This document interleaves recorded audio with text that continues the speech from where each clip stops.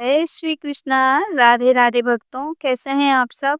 दोस्तों, उम्मीद यही है कि आप सब भक्त लड्डू गोपाल जी की कृपा से अच्छे होंगे। दोस्तों, आज मैं आप सबके लिए फिर से एक नई कहानी लेकर आई हूँ। तो दोस्तों, नई कहानी को लड्डू गोपाल जी की शुरू करने से पहले अगर आप सब मेरे चैनल पर नए आए हैं, तो सब्सक्राइब करके वीडियो को लाइक शेयर ज़रूर करें। कमेंट बॉक्स में जय श्री कृष्णा राधे राधे ज़रूर से लिखें। तो चलिए शुरू करते हैं। आज हम मुस्लिम भक्त और लड्डू गोपाल जी की एक ऐसी कहानी जिसे सुन कर के आप भी हैरान हो जाएंगे।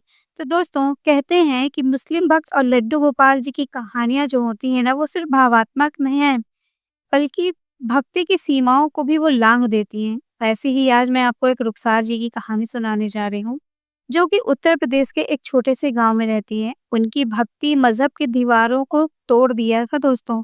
एक ऐसी आज की मैं आप सबको ये घटना सुनाने जा रही हूँ। दोस्तों, कहते हैं कि लड्डू गोपाल जी साक्षात उनके सपने में आकर के उनको दर्शन देते थे और उनके साथ वो खेलते भी थे और उनके दुख में उनकी सेवा भी करते थे। तो क्या हुआ था? आइए जानते हैं। दोस्तों, रुखसार बहुत ही छोटी उम्र में थी, वो 10 साल की थी दोस्तों, जब वो अपने पिता के साथ बाज़ार में जन्माष्टमी का जो त्योहार होता है दोस्तों, हमारे लाला का जो जन्मदिन होता है, जन्म दिवस होता है, वो अपने पिताजी के साथ यानी कि अपने अब्बू के साथ वो हमेशा से वहाँ पर घूमने जाया करती थी। रात उनके बगल में ही उनके पिताजी की छोटी-सी दुकान थी। उसी दुकान में वो जूते-चप्पल की छोटी-सी एक दुकान थी, उसी में वो जूते-चप्पलों को भी बेचा करते थे और एक साइड में बच्चों को कुछ उर्दू वगैरह भी पढ़ाया करते थे। तो रुखसार जो थी, वो अरबी पढ़ने के लिए वहाँ पर जाती थी और उसी के जस्ट बगल में दोस्तों राधा कृष्ण का मंदिर था।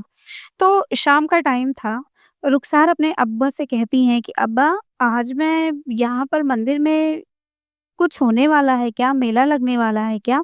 तो उनके अब्बू उनको बताते हैं कि मेला नहीं लगेगा बेटा, यहाँ पे भगवान हैं इनके, इन्हीं के यहाँ पे आज से लड्डू गोपाल जी का जन्म दिवस है, इस वजह से ये लोग यहाँ पर सजा रहे हैं। इतना कह के रुखसाना फिर सुन कर के फिर कुछ भी नहीं कहती, लेकिन उनके मन में ये ललक थी कि वो देखना चाहती थी। सारे बच्चे जो थे वो चले जा चुके थे अरबी पढ़ के जो सॉरी जो उर्दू वगैरह जो पढ़ने के लिए आए थे दोस्तों, वो जा चुके थे।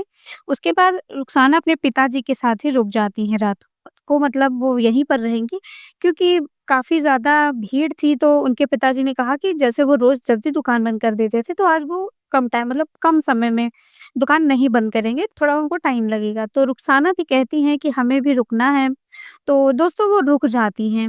रुकने के बाद कुछ समय के बाद वो वहीं पर रहती हैं और सामने ही उस सजावट को देखती रहती हैं। दोस्तों, झांकी सज चुकी थी।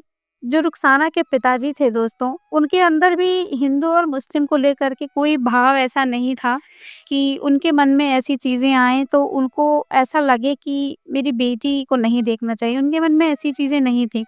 वो हिंदू और मुस्लिम धर्म सबको मानते थे, तो उन्होंने कहा ठीक है बेटा, आज यहाँ पे जन्माष्टमी की झांकी होगी, तो हम तुम झांकी देख कर के तब घर चलेंगे। ये सुन कर के रुखसाना भी बहुत खुश हो जाती हैं, वो कहती हैं ठीक है, अगर बात ऐसी है अब्बू तो हम ज़रूर देखेंगे।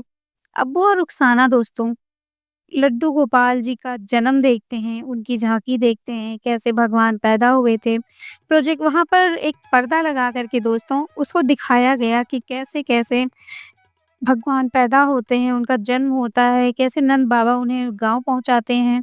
उसके बाद फिर से वो कैसे मथुरा आते हैं, सारी चीज़ें डिटेल में दोस्तों वहाँ पर दिखाई जा रही थी और यही देखना सबसे ज़्यादा रुखसार को अच्छा लग रहा था। रुखसार तो ऐसे खो गई थी मानो उस टीवी में जो दिख रहा था ना, वो उस चीज़ को जी चुकी हैं, उसे ऐसा महसूस हो रहा था। कुछ देर के लिए उसके अब्बा ने भी उसे झकझोरा और बोला, "क्या हुआ बेटा और तुम्हारी आँखों में ये आँसू क्यों आ गए?" रुखसार कहती है, "पता नहीं अब्बा, मुझे ऐसा क्या हो गया कि मुझे देख कर के आँसू आ गए।" उसके बाद फिर उन्होंने कुछ भी नहीं बोला, उन्होंने कहा कि ठीक है, अगर ऐसी बात है, तो चलते हैं हम घर, ज़्यादा मत देखो। उसके बाद रुखसार और उनके अब्बा घर चले आते हैं। दोस्तों, वो लोग घर आने के बाद रुखसार की जो अम्मी होती हैं, वो खाना वगैरह बनाती हैं, अपना वो लोग खाते हैं। खाने के बाद दोस्तों रुखसार के मन में वो छवि बैठ जाती है, वो अपनी अम्मी से जाकर के सारी बातें पूछती हैं कि अम्मी, लड्डू गोपाल कौन है? कृष्ण भगवान कौन हैं और इनकी झाँकी क्यों मनाते हैं और हम लोग इनकी झाँकी में क्यों नहीं जाते और हम जन्माष्टमी का व्रत क्यों नहीं रखते। दोस्तों ये बात जब उन्होंने पूछा तो उनकी अम्मी ने कहा कि तुम मैं पागल हो गई हो क्या? ये कैसे-कैसे आज सवाल मुझसे पूछ रही हैं? तब उनके अब्बा ने बताया कि आज वो जन्माष्टमी की झाँकी देख कर आई है, इसलिए वो सारी बातें पूछ रही हैं। तो उनकी अम्मी ने कहा कि बेटा मुझे तो इस इन सब चीज़ों के बारे में जानकारी नहीं है। दोस्तों इसी तरह से धीरे-धीरे जो रुखसार थी वो बड़ी होती गईं, लेकिन उनके दिमाग में कहते हैं ना क्यों कोई चीज़ जानने की जो इच्छुक होते हैं दोस्तों, वो धीरे-धीरे वो इच्छा और बढ़ती जाती है उनके अंदर। वो जानने की कोशिश करती हैं, वो लोगों से पूछा करती हैं, लेकिन वो किससे पूछती थीं? कुछ मुस्लिम भाई थे जो उनकी बहनें थीं, उन्हीं से पूछा करती थी। लेकिन सब उसको कहते थे कि तुम क्या पूछ रही हो? तुम पागल हो गई हो? तो इस तरह से जब रुखसार बड़ी होती गई तो उन्होंने पूछना बंद कर दिया, लेकिन उनके दिमाग में ये चीज़ें चल रही थी कि मुझे जानना है कि ये लड्डू गोपाल जी हैं कौन? कैसे हैं? नटखट इतने क्यों थे? कैसे पैदा हुए? जेल के अंदर पैदा हुए तो वो जेल से बाहर कैसे छूटे? क्या उनके माता-पिता को पता चला था कि वो कहाँ पैदा हुए थे? उनके मन में जानने के लिए बहुत सारी बातें थीं। दोस्तों उसके बाद वो जब बड़ी हुईं, जब वो 9वीं क्लास में पहुँची, तब वो जब स्कूल में टीचर से जब वो मिलती हैं, तो उन्होंने टीचर से अपने बात की, तो टीचर ने उन्हें सारी बातें बताई अच्छे तरीके से कि कृष्ण भगवान कौन हैं, लड्डू गोपाल जी कौन हैं और कैसे उन्हें कारागार में रखा गया और कारागार में रखने के बाद कैसे वो बाहर निकले और कैसे वो पूरे देश की रक्षा कर रहे हैं। उन्होंने एक धर्म की कैसे रक्षा की। जब सारी बातें उन्होंने सुनी, तो वो घर आके अपनी अम्मी से ये बात बताने लगी कि अम्मी आज ऐसी-ऐसी चीज़ें हमारे वहाँ पर हुई हैं। ये सुन कर के सब बड़े ही आश्चर्य में पड़ गए। उन्होंने बोला कि एक लड़की जो इतना हिंदू धर्म के बारे में क्यों जानकारी रख रही है? क्योंकि जो कुछ परिवार के लोग उनके अब्बा तो वैसे नहीं थे, लेकिन कुछ परिवार के जन थे जो इस तरह की बातों उन लोगों ने विरोध करना शुरू कर दिया। उसके बाद दोस्तों कम उम्र में ही रुखसार की शादी कर दी गई, यानी कि रुखसार 11वीं क्लास में पढ़ रही थी, तभी उनकी शादी कर दी गई। रुखसार की शादी हो गई। उसके बाद दोस्तों रुखसार की शादी एक ऐसे जगह पर हुई जहाँ पर मुस्लिम लोग तो थे, लेकिन उन्हीं के जस्ट बगल में एक मंदिर था, जो कि कान्हा जी का था। रुखसार की शादी हो गई, उसके बाद जब रुखसार की शादी हुई, 2 से 3 महीने बीत जाते हैं दोस्तों।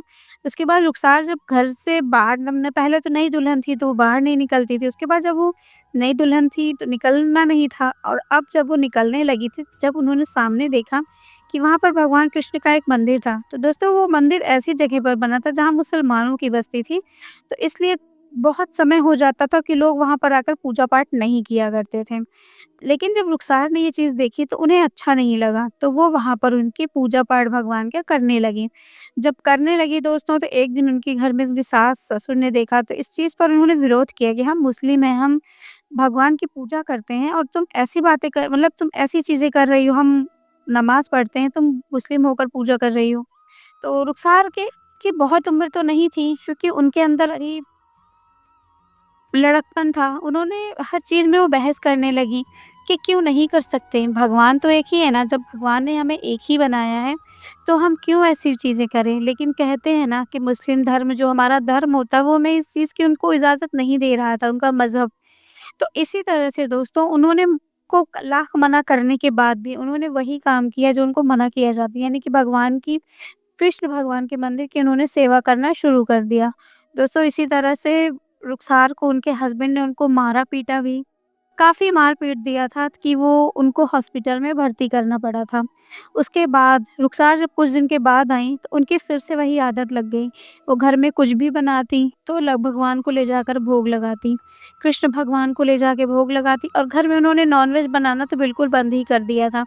वो हमेशा भगवान राधे-राधे का जप करती, बहुत सारी ऐसी चीज़ें करती, तो उनको घर वालों को लगा कि ये ठीक नहीं है हमारे घर में। कुछ लोग उनके अम्मी से भी उन्होंने बात करी।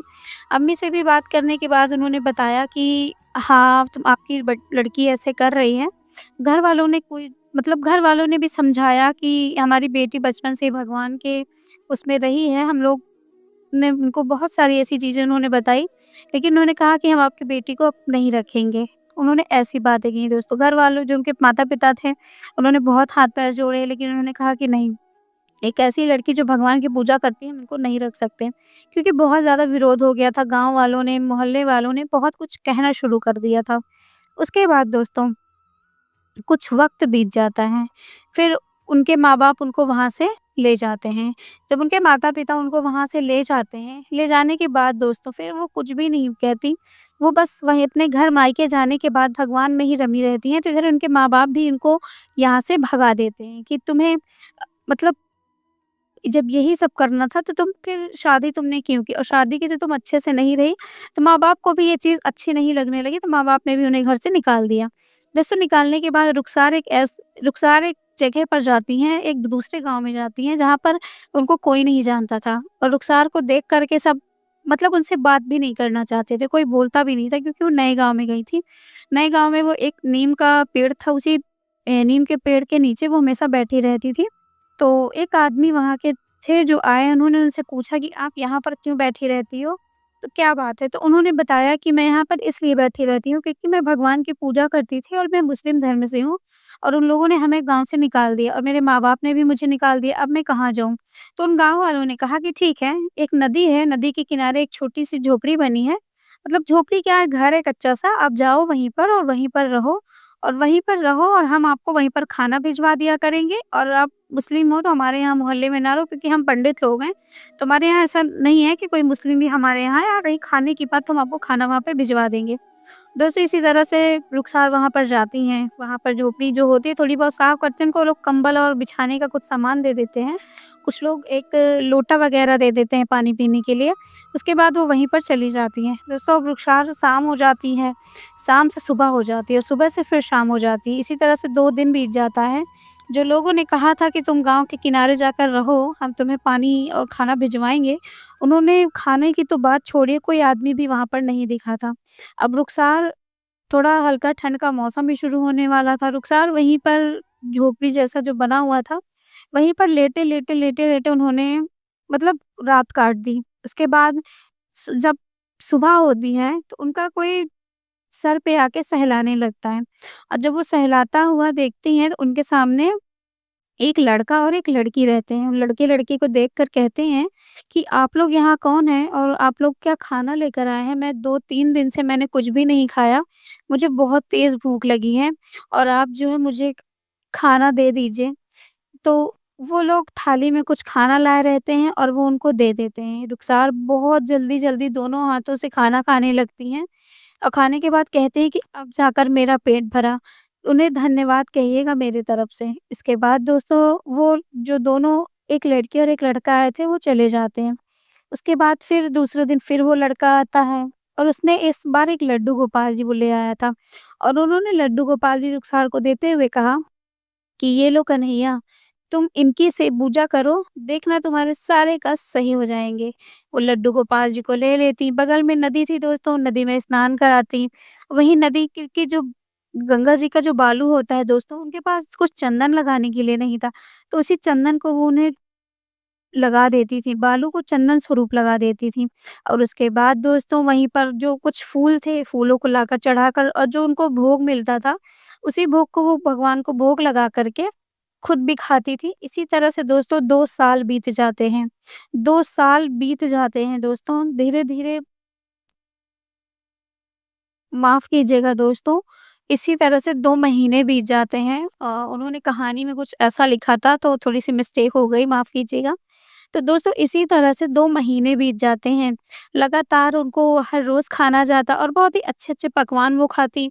इसी तरह से वो सेवा करती, पूजा करती। धीरे-धीरे जहाँ पर उनका घर था, वहाँ पर बहुत अच्छे से फल, पेड़ और बहुत ज़्यादा फूल-फल के पौधे छोटे-छोटे लग गए थे, तो बहुत ही अच्छा माहौल हो गया था।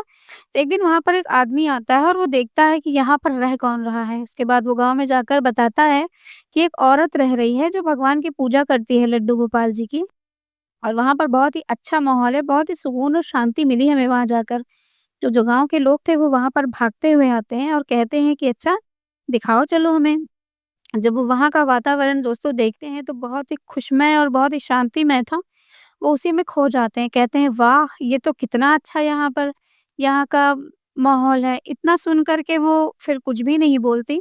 वो कहती है कि आप लोगों का ही तो ये है, आप लोगों की वज़ह से तो ये हुआ है।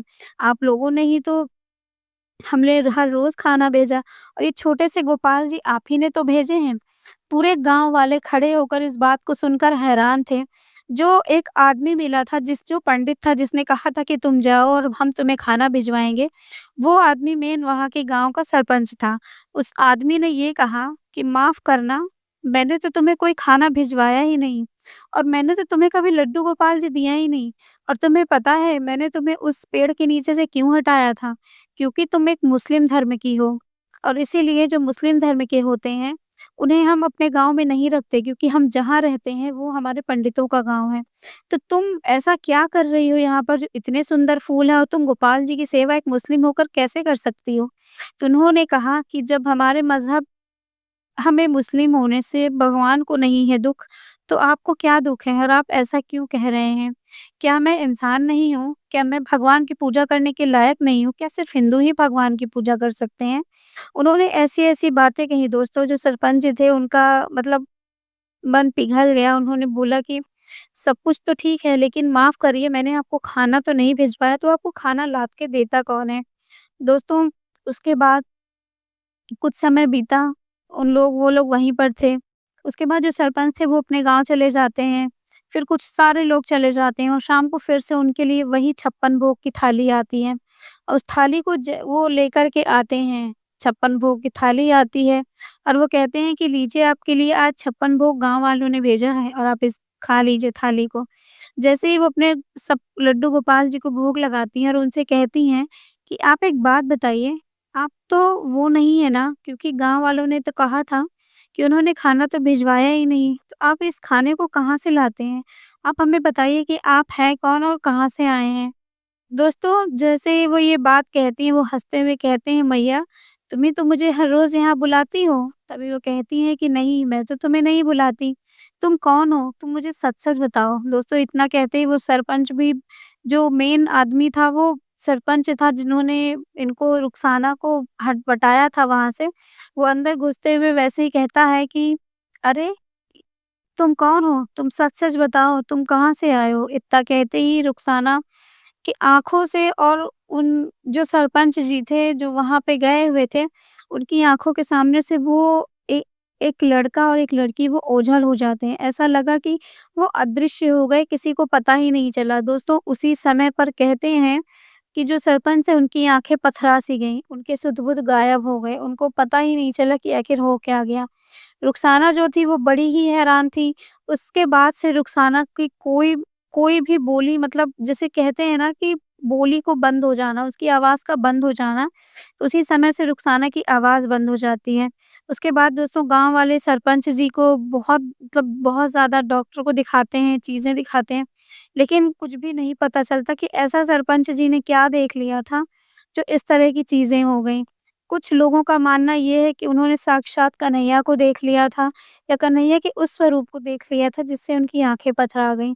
और शायद जो मुस्लिम महिला थी जिनका नाम रुखसार था, उनकी आवाज़ इसलिए बंद हो गई कि शायद वो किसी को बता ना सकें ये चीज़ें। उसके बाद दोस्तों कुछ समय के बाद कहते हैं कि उनकी मृत्यु उसी झोपड़ी के अंदर हो गई थी और वो वहीं पर मर गई थी दोस्तों। उसके बाद कुछ लोग थे जो लड्डू गोपाल जी सही थे उनको उन्होंने ज़मीन में ही दफ़ना दिया था और कुछ समय के बाद जैसे वो ख़त्म होती है उसके बाद ही जो सरपंच जी थे उनकी भी मृत्यु हो जाती है। तो दोस्तों एक ऐसी अद्भुत लीला थी जिसे मैं सुनकर हैरान थी, तो जिन्होंने मुझे भेजा था उनका नाम है अंजलि गुप्ता, जिन्होंने मुझे ये कहानी भेजी थी दोस्तों। तो चलिए आज की ये लीला कथा को हम यहीं पर समाप्त करते हैं। मिलूँगी फिर से एक नई लीला कथा के साथ दोस्तों, तब तक के लिए ख़्याल रखिएगा। राधे, राधे।